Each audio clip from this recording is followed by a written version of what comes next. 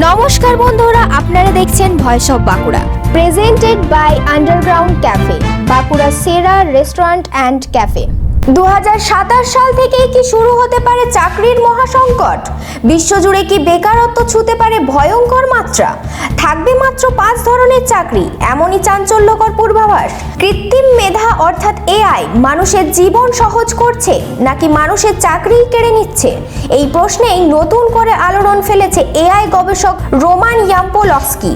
তিনি একজন সুপরিচিত কম্পিউটার বিজ্ঞানী এবং লুইসভিল বিশ্ববিদ্যালয়ের সাইবার সিকিউরিটি ল্যাবের পরিচালক।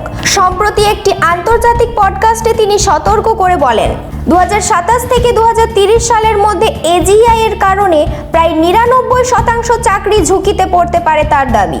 ইতিমধ্যেই প্রায় 60% কাজ এআই দিয়ে প্রতিস্থাপনযোগ্য। প্রথম ধাক্কা আসবে কম্পিউটার নির্ভর পেশায়, তারপর কায়িক শ্রমেও মানুষকে প্রতিস্থাপন করতে পারে রোবট। ইয়াম্পোলস্কির মতে 2030 সালের মধ্যে অধিকাংশ শারীরিক কাজেও রোবট হয়ে উঠতে পারে সক্ষম। তাহলে কি সব কাজই শেষ? সম্পূর্ণ নয়। ইয়াম্পোলস্কির মতে 5 ধরনের পেশা টিকে থাকতে পারে। ধনী ব্যক্তিদের ব্যক্তিগত পরিষেবা, যেমন ব্যক্তিগত সহকারী হিসাবরক্ষক, থেরাপি ও কাউন্সেলিং, যেখানে মানবিক সংযোগ সবচেয়ে গুরুত্বপূর্ণ, এআই তদারকি ও নিয়ন্ত্রণের বিশেষজ্ঞ, এআই প্রশিক্ষক ও পরামর্শদাতা, প্রম্পট ইঞ্জিনিয়ারিং ও সিস্টেম ম্যানেজমেন্ট। তবে সতর্কবার্তাও আছে, প্রযুক্তি যত স্বয়ংসম্পূর্ণ হবে এই কাজগুলোর চাহিদাও কমতে পারে।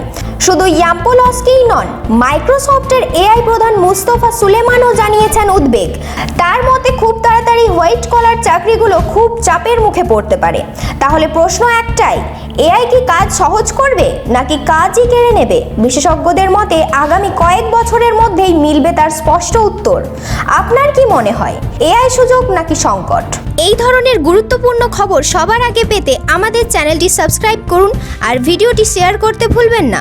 আপনার মতামত কমেন্টে জানান আর লাইক শেয়ার করে ভয়েস অফ বাঁকুড়ার পাশে থাকুন।